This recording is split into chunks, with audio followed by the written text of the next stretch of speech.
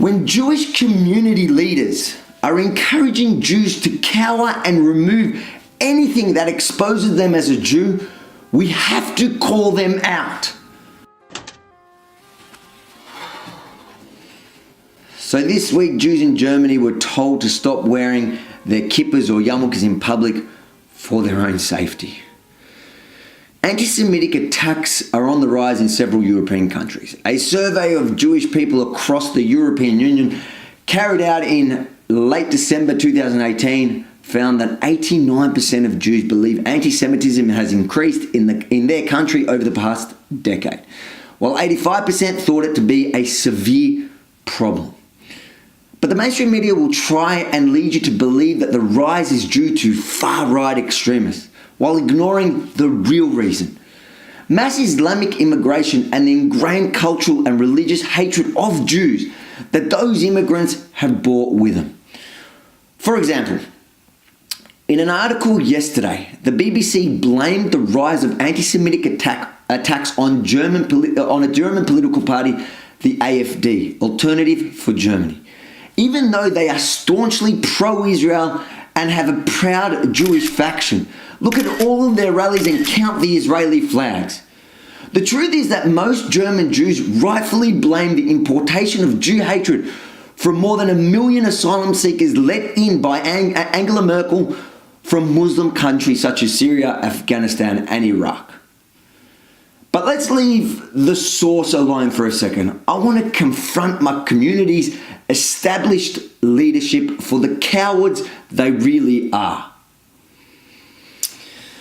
You need to understand that most Jewish community leaders don't actually represent their community.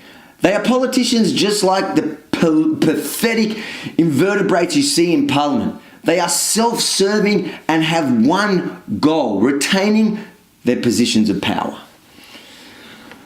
When Jewish community leaders are encouraging Jews to cower and remove anything that exposes them as a Jew, we have to call them out.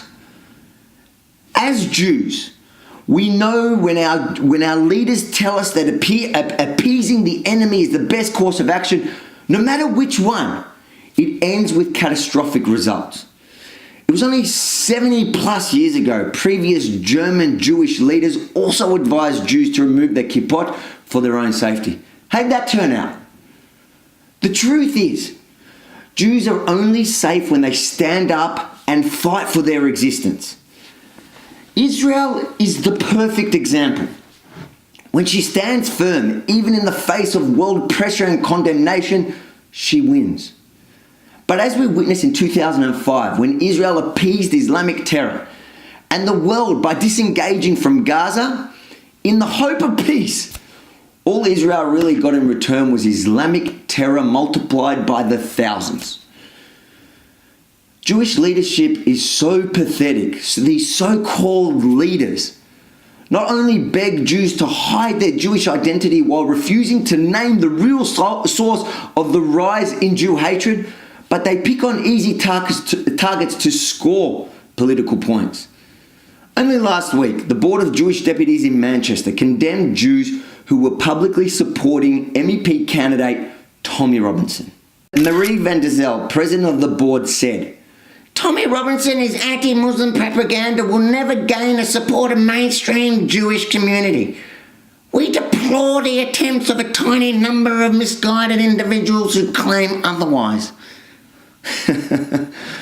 The truth is, Tommy Robinson has more support in the Orthodox Jewish communities than Marie could ever dream of.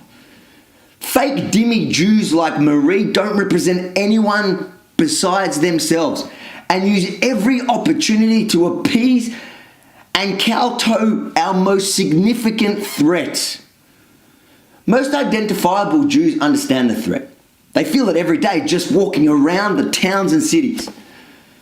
When they see people like Tommy Robinson literally knocking out a far-right Nazi or combating Jew hatred from the left and Islamic communities, they are grateful to see someone with more guts and courage than those who claim to represent them.